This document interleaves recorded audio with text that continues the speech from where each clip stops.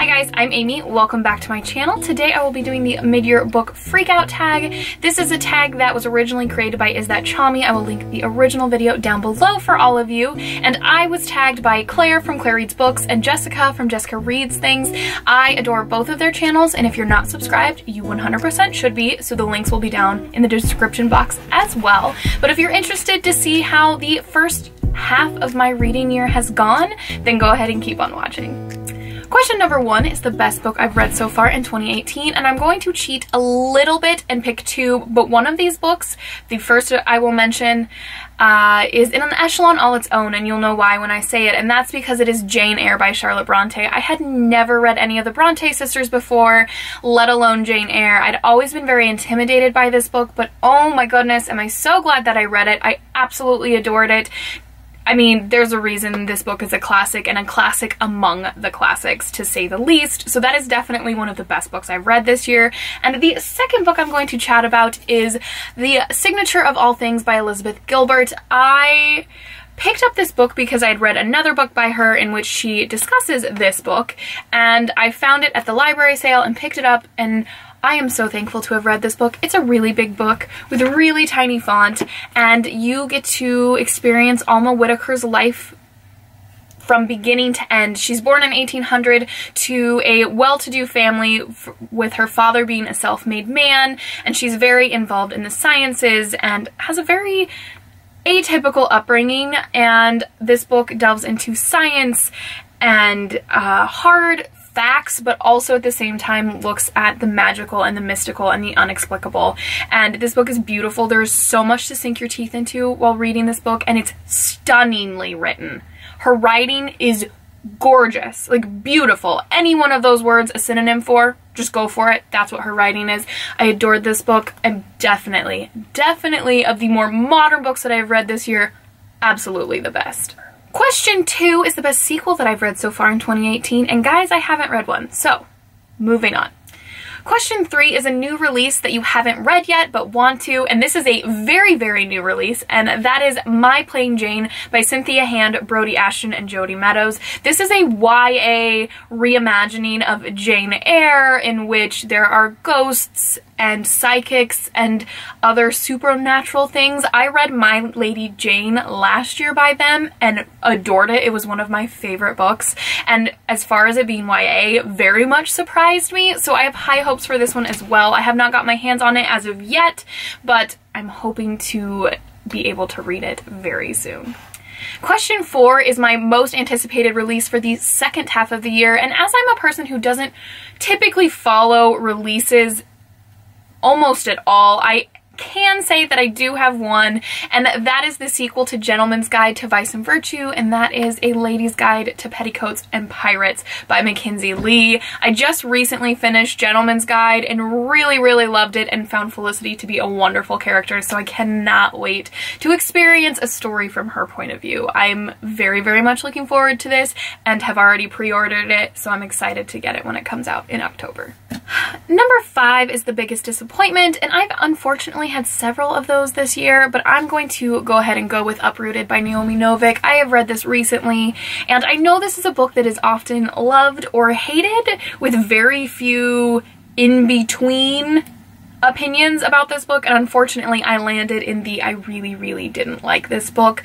I found the characters to be very inaccessible, which is shocking to me because Agnieszka tells the story from first person, and like I said, I didn't connect to the characters. I didn't think the writing was that great. I felt that it was clunky. It was simultaneously too long and too short.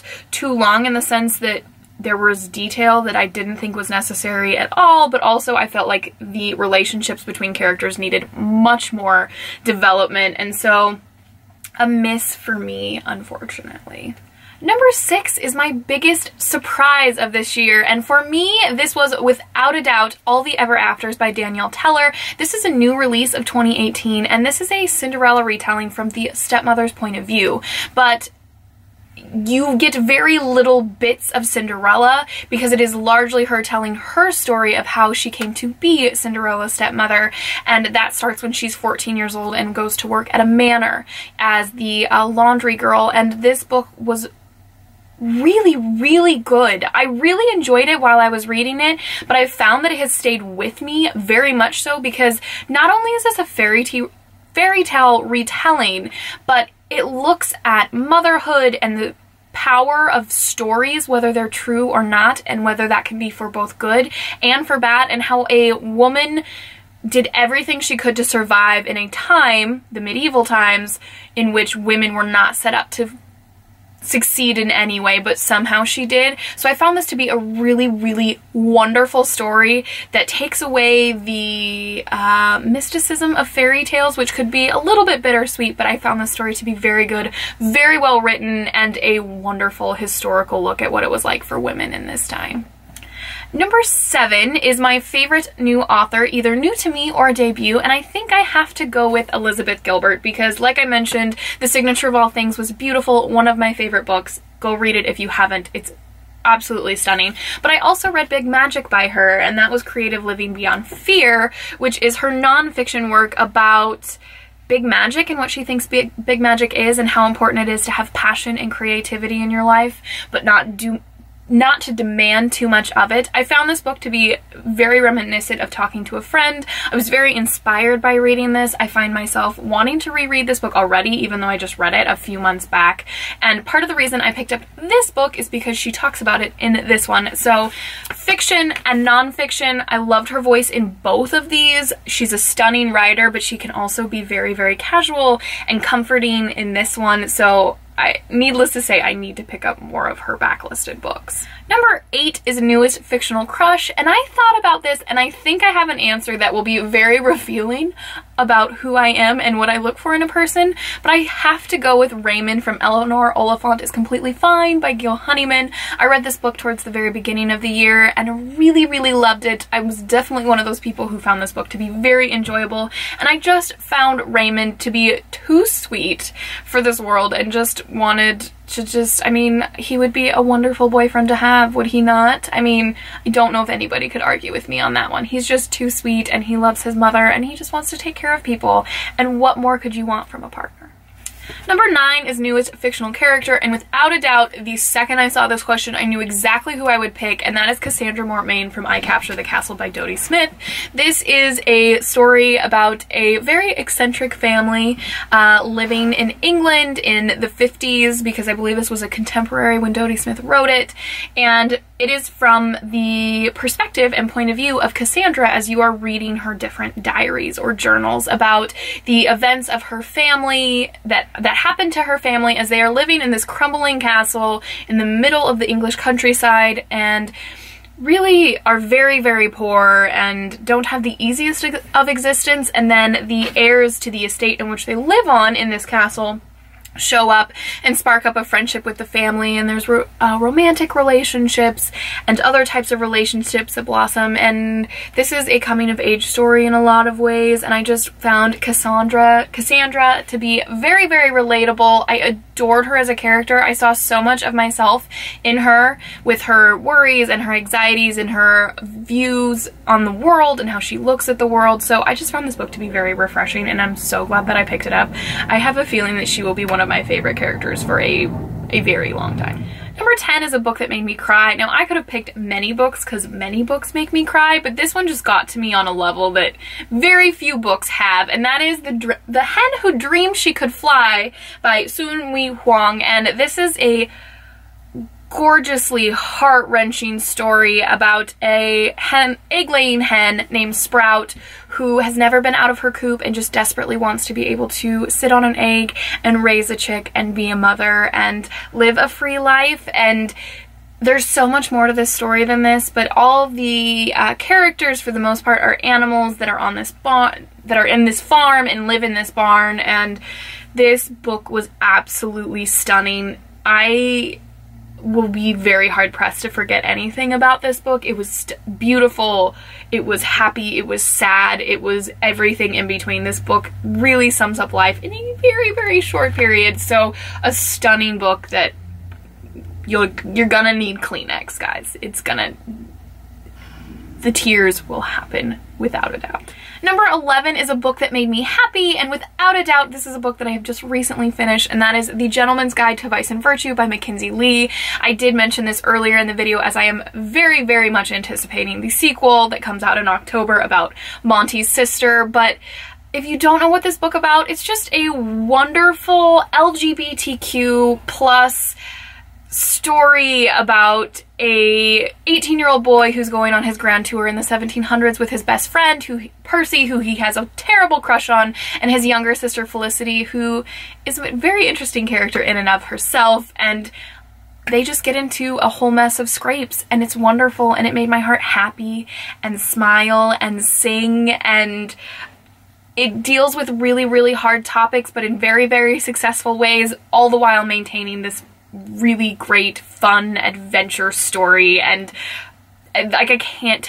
say enough amazing things about this book. I just really, really loved it. And if you haven't read it, you should go read it. It'll make your heart happy. If you need a happy read, this is the one. Absolutely. Number 12 is the best book to film adaptation that I've seen this year. And again, I don't have an answer for this, so next question. Question number 13 is the favorite video that I've made so far this year, and looking back at my videos, I think the one that I had the most fun making and had some really, really great discussion from was my romance chat video, in which I basically appealed to all of you to help me find romance novels that I enjoy, because as of late, I've had trouble finding simple romance novels that I don't find to be horribly written. So I really, really enjoyed making this video. It was very much a rant, but I got some great responses from you guys, and I appreciate that so very much. So I would say definitely the favorite video I've done so far this year. Number 14 is the most beautiful book that I have purchased or received this year, and without a doubt, that is Snow and Rose by Emily Winfield Martin. This is a middle grade story that retells the story of Snow White and Rose Red, and unfortunately, I didn't love the story, but I think the book itself is beautiful. The cover is amazing. The naked hardback is as well. The end pages just speak to my soul. And did I mention that it's fully illustrated? Just a really, really, let me find a good picture. I really like this picture, actually. Like, a beautifully published book. The story was just fine. It was okay. But as far as a beautiful book, without a doubt, this is definitely the prettiest one. Question 15 is, what books do I need to read before the end of the year? And to some degree, this is the same answer that I had from last year when I first did this tag. And I don't need to read any books, but I do have some books that I'd like to get to. So I'm just going to briefly go over them. Red Clocks by Lenny Zumas. This was a very, very well-loved book at the end of last year and into this year on BookTube, and I would like to join that club. Another nonfiction is Let's Pretend This Never Happened, a mostly true memoir by Jenny Lawson. She wrote Furiously Happy, which was one of my favorite books last year, and I follow her on Instagram, and if you don't, you should, because she's amazing and makes you smile, but is also simultaneously one of the most real people on the internet. So I really, really would like to read her memoir. I also have Tangerine by Christine Mangan. This is a literary thriller, could I call it that? I'm not much for the thriller genre because I haven't really tried it, but it doesn't terribly appeal to me. But I've heard wonderful things about this book from many people that I highly, highly respect their opinions, and I've also heard that this is a great starter book for the thriller genre, I guess you could say. So again, I've heard amazing things, and I really should probably get to it, and I think it would be a great summer read. And then the last book to hanker back to my new favorite author being Elizabeth Gilbert is I'd really like to eat,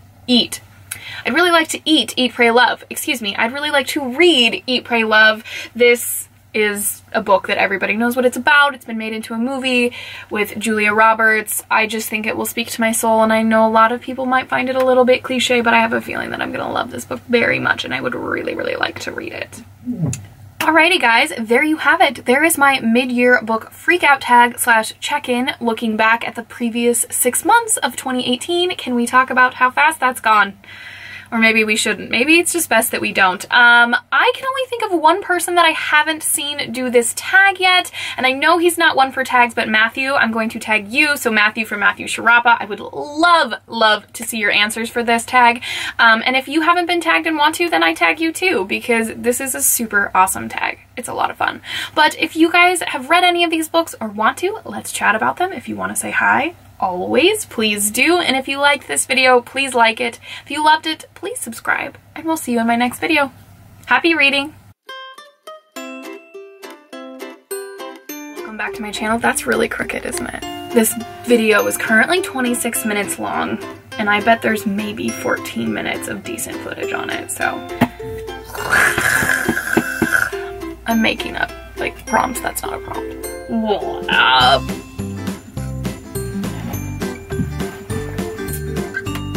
I do have puppies that are cuddly and sleepy though. They're so cute. Cow. They're still the cutest, guys. Still the cutest.